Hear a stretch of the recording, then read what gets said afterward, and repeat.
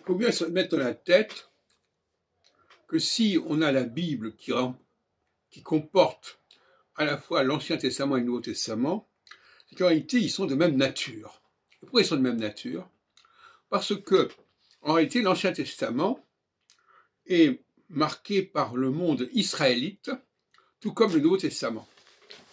Et il n'y a que quelques éléments qui sont vraiment hébraïques. Donc, l'Ancien Testament prépare le Nouveau Testament par définition. Puisque c'est la même idéologie, c'est la même démarche.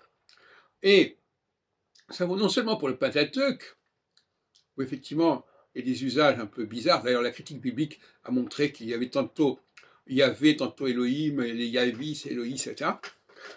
Mais ça vaut aussi pour les prophètes. Contrairement à ce qu'on pourrait croire, les prophètes ont déjà en eux-mêmes des noms israélites. Parce que la terminaison Yahou, Yeshayahu, Yiremiyahu, elle, évidemment, quand on ne connaît pas l'hébreu, on ne s'en aperçoit pas. C'est ça qui est embêtant.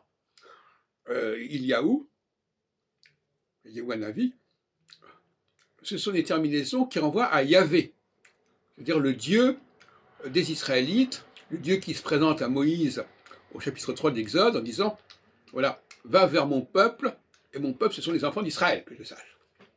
Donc, les prophètes sont à la solde, c'est pas dire qu'ils ont existé comme ça au départ, mais les livres des prophètes sont complètement truffés, caviardés par une idéologie israélite.